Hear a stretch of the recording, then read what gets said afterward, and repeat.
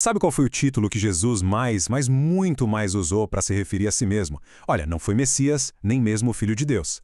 Foi um termo bem mais enigmático, na verdade. Filho do Homem. E esse título, que aparece em todos os evangelhos, é como se fosse a chave para a gente entender a missão dele por completo. Então vamos juntos desvendar esse mistério. E olha, para a gente ter uma ideia do tamanho da coisa, não é que o título aparece uma vez ou outra. Jesus se chama de Filho do Homem mais de 80 vezes nos evangelhos. 80! É, de longe, o jeito que ele mais gostava de se apresentar. E só isso já deveria acender uma luzinha, né? Tem algo muito importante aqui que a gente precisa sacar. E aí que fica a grande pergunta, né? Poxa, com tantos títulos grandiosos à disposição, Filho de Deus, Messias, Filho de Davi, por que ele insistia tanto nesse termo que à primeira vista parece até meio simples demais? A resposta é fascinante. Revela uma estratégia e uma profundidade que são, sinceramente, de cair o queixo. Para a gente começar a entender a genialidade por trás dessa escolha, a gente tem que pensar nesse título quase como um código. Sabe, uma palavra que, dependendo de quem estava ouvindo, podia soar totalmente inofensiva, ou, por outro lado, podia ser uma declaração divina tão forte que custaria a vida de quem a dissesse.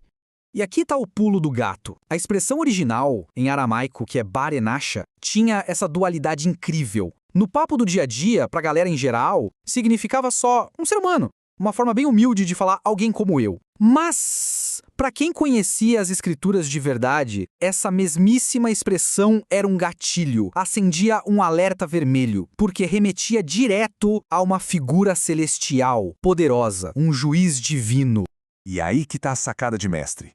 Usando um termo tão ambíguo, Jesus conseguia falar abertamente sobre quem ele era e sobre sua missão sem ser preso na hora por rebelião. Para as multidões, para os romanos, soava como algo simples, inofensivo. Mas para os discípulos, e principalmente para os mestres da lei, era uma declaração claríssima da sua identidade messiânica. Ok, então vamos mergulhar um pouco mais fundo.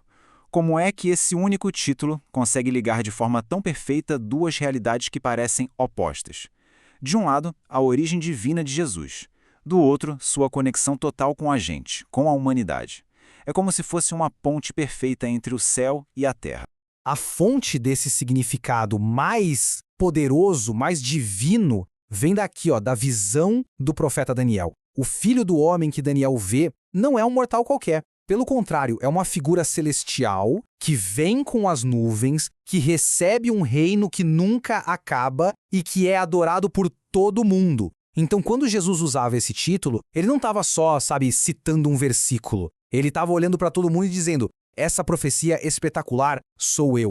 Só que ao mesmo tempo, e isso aqui é fundamental, o título afirmava exatamente o oposto também. Sua humanidade completa, total. Filho do homem significa que ele era um de nós, de verdade, de carne e osso. Ele nasceu, sentiu aquela fome no deserto, chorou quando o amigo Lázaro morreu, sentiu a dor dos pregos e morreu. Não era teatro, sabe? Ele não estava fingindo ser gente. Ele se identificou tanto com a nossa experiência que pôde ser o nosso representante perfeito.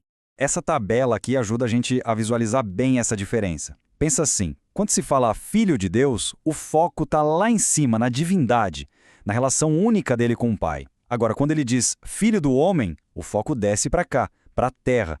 É sobre a missão dele aqui, a encarnação, o seu papel como esse Messias de Daniel, que é ao mesmo tempo totalmente humano e totalmente divino. Beleza? Vamos avançar um pouco mais e ver como isso funcionava no dia a dia. Porque Jesus não usava esse título de qualquer jeito, não. Ele aplicava o termo Filho do Homem em 3 situações bem específicas que, quando a gente junta, elas resumem a obra inteira dele aqui na Terra. Olha só que progressão incrível. Primeiro, Jesus usa o título para afirmar sua autoridade aqui na Terra. A gente vê isso naquela cena famosa do paralítico que os amigos descem pelo telhado. Antes de curar o corpo do homem, Jesus diz, Filho, seus pecados estão perdoados. Claro que os mestres da lei piraram, acusando ele de blasfêmia. E a resposta dele? Para que vocês saibam que o Filho do Homem tem autoridade na Terra para perdoar pecados, e aí, ele cura o homem. Segundo, ele usa o título para falar da parte mais difícil da missão, o sofrimento.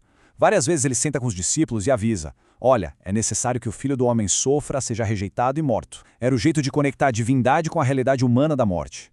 E por último, ele usa o título para apontar para a glória futura, prometendo que um dia todos veriam o Filho do Homem vindo nas nuvens com grande poder e glória. E essa promessa de glória futura é ela que nos leva direto para o clímax de toda a história, para o momento exato em que esse título, que era um enigma, se torna a prova final que seus inimigos precisavam para condená-lo.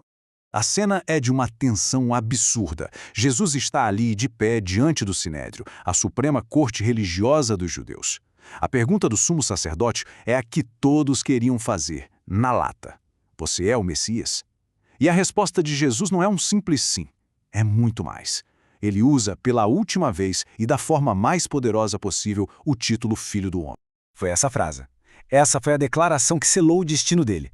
Ao dizer isso, ali, na frente da maior autoridade religiosa da nação, Jesus não estava só dizendo que era o Messias de um jeito genérico. Não, ele estava se identificando, sem deixar nenhuma sombra de dúvida, com aquela figura divina de Daniel 7, o ser celestial que vem nas nuvens e se senta no trono, do lado de Deus. Para eles, aquilo era a maior blasfêmia que poderiam imaginar. E aqui está o ponto central de tudo. Para aqueles líderes religiosos, ouvir um carpinteiro da Galileia reivindicar para si mesmo o papel daquele juiz celestial da visão de Daniel era simplesmente intolerável. Foi por causa dessa afirmação, contida toda no título Filho do Homem, que ele foi condenado à morte. E isso nos leva a um paralelo teológico que é perfeito. A história da Bíblia começa com o primeiro filho de homem, que é Adão. Num jardim, ele falha e traz a ruptura para a humanidade. E a história dos evangelhos chega ao seu ponto máximo com Jesus, o último filho do homem. Numa cruz, que era feita de madeira, de uma árvore, ele triunfa exatamente onde o primeiro falhou, com o objetivo de restaurar a humanidade. Então, no fim das contas, o que esse título realmente quer nos dizer? Quer dizer que Jesus não é um Deus distante, que não está nem aí para as nossas lutas. Pelo contrário. Ao se chamar de Filho do Homem, ele está declarando que mergulhou de cabeça na nossa condição, que se tornou um de nós na nossa fraqueza, para que a gente pudesse se tornar um com ele na sua glória. Ele abraçou a nossa fragilidade para poder nos dar a sua eternidade. E essa, no fundo, é a verdade gigantesca que se esconde por trás de um título tão simples, mas tão extraordinário.